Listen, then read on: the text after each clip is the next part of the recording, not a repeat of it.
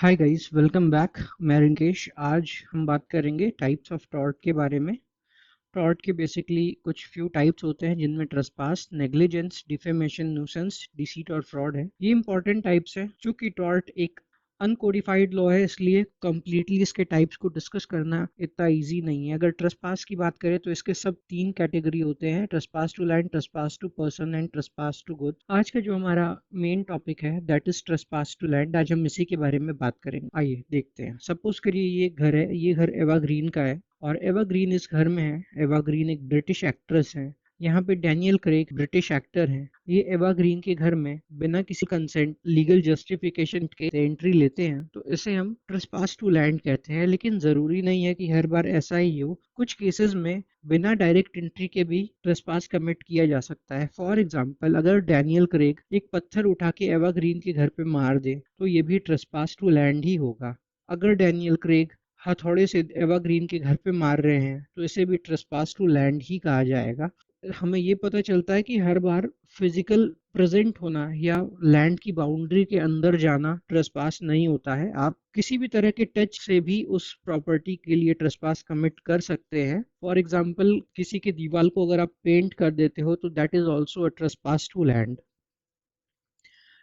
यहाँ एक important question ये आता है कि अगर आप उस घर में कोई टीनेंट है तो क्या वो ट्रेसपासर हो सकता है। यहाँ पे हम इस केस के द्वारा समझेंगे। ये केस है परेरा वर्सेस वांदियार का। परेरा इसमें ओनर होते हैं लैंड के और वांदियार टीनेंट होते हैं। और हम देखेंगे कि कैसे टीनेंट घर में होने के बाद भी ट्रेसपासर बन जाता है। अपनी सिंप्लिसिटी के लिए हम इस जमीन के चार हिस्से करते हैं: पहला, दूसरा, तीसरा और चौथा। तो वेंदियार जो होते हैं उनको ये तीसरा वाला एरिया अलॉट हुआ रहता है। वेंदियार इसका रेंट पे करते हैं और लीगली यहाँ रहते हैं। लेकिन अगर वेंदियार फोर्थ या सेकंड या फर्स्ट हिस्से में आएंगे तो इसे ट्रेसपास टू लैंड कहा जाएगा। और एग्जैक्टली यही इस केस में भी कोर्ट का डिसीजन आता है कि अगर टीनेंट अपने जस्टिफाई एरिया से या अपने जो एरिया उसे अलॉट किया गया है उससे बाहर जाता है और बिना किसी कंसेंट के, बिना किसी लीगल जस्टिफिकेशन के घर के किसी और हिस्से में घुसता है तो उसे ट्रेसपास टू लैंड कहा जाएगा।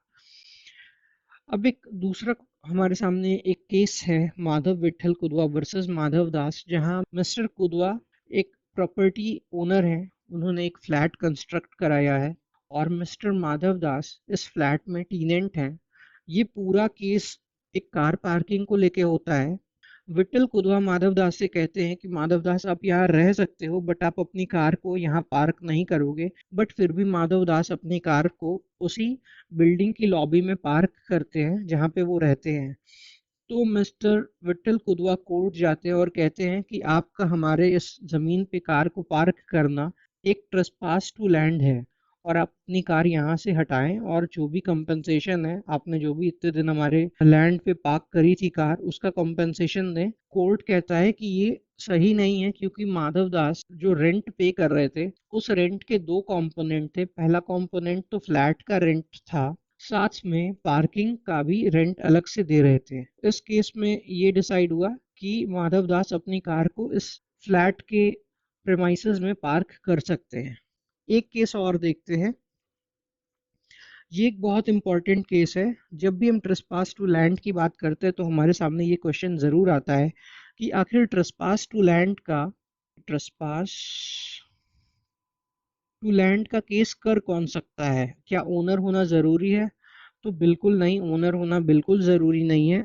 इस केस में यही डिसाइड होता है। ग्राहम ने एक लैंड को लीज पे ली हुई है। सपोज कर लीजिए कि ये लैंड है और ये ग्राहम ने लीज पे ली हुई है, लेकिन अब वो लीज वॉइड हो गई। मतलब अब उस लीज की जो लीगल वैलिडिटी थी वो खत्म हो गई, लेकिन फिर भी ग्राहम ने इस लैंड को पोजेस किया हुआ है। ग्राहम अभी भी यहाँ रहते हैं। इस ड्यूरेशन में पीट नाम का एक बंदा ट्रेसपास कमिट कर देता है। तो क्या ग्राहम कोर्ट जा सकते हैं? तो कोर्ट का जजमेंट आता है यस, बिल्कुल जा सकते हैं। और कोई भी पोजीशन इलीगल या लीगल नहीं होता रॉन्ग डूअर के खिलाफ। ग्राहम यहाँ लीगली रह रहे हैं या इलीगली, इस बात का फैसला बाद में होगा। लेकिन जब तक ग्राहम यहाँ है तब तक कोई भी दूसरा आदमी अगर ट्रेसपास कमिट करेगा इस लैंड पे तो ग्राहम का ये राइट है कि वो कोर्ट में जाएं और इस केस को फाइल करें। एक छोटा सा कॉन्सेप्ट है ट्रेसपास अब इनिशियो, ये बहुत छोटा है और इसी का एक कैटेगरी है, इसको समझते हैं। सपोज कर लीजिए कि ये घर है माधव दास का। माधव दास किसी क्रिमिनल एक्टिविटी में इन्वॉल्व हैं, जिसकी वजह से पुलिस उनको अरेस्ट करने आती है। पुलिस उनको अरेस्ट करने आती है, ये पुलिस की राइट है कि वो माधव दास को अरेस्ट करे।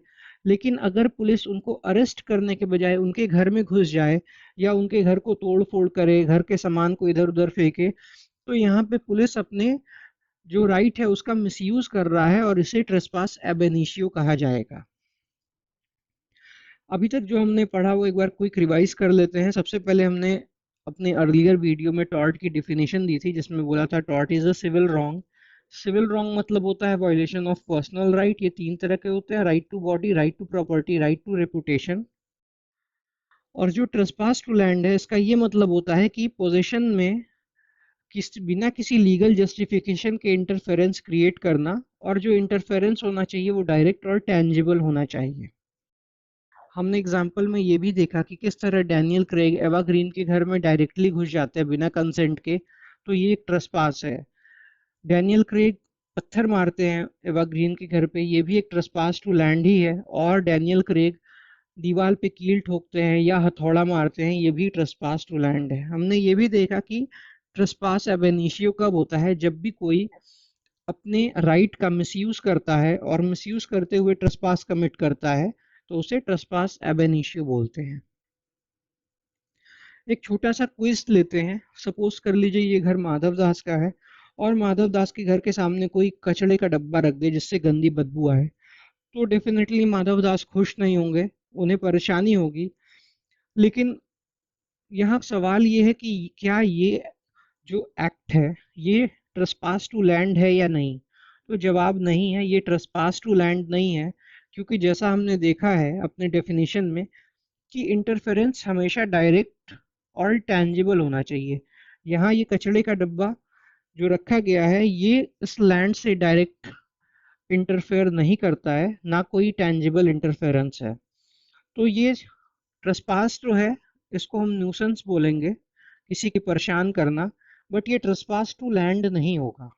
सपोज करिए कि किसी ने कचड़े का डब्बा नहीं रखा है, बल्कि कोई उनके घर के बाहर चिल्ला रहा है रात में या जोर जोर से गाने बजा रहा है जिससे माधव दास को सोने में प्रॉब्लम हो रही है, तो क्या ये ट्रेसपास टू लैंड है? नहीं, ये ट्रेसपास टू लैंड नहीं है, क्योंकि यहाँ भी कोई डायरेक्ट और टेंजिबल इंटरफेरेंस नहीं हो रहा है। ये भी न्यूसेंस बोला जाएगा।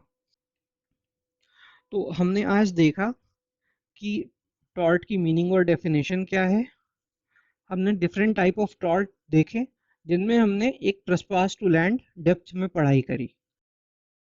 तो आई थिंक आज के लिए इतना ही। नेक्स्ट टाइम में मैं दूसरे टॉपिक को कवर करूंगा। Till then bye bye, thank you for watching.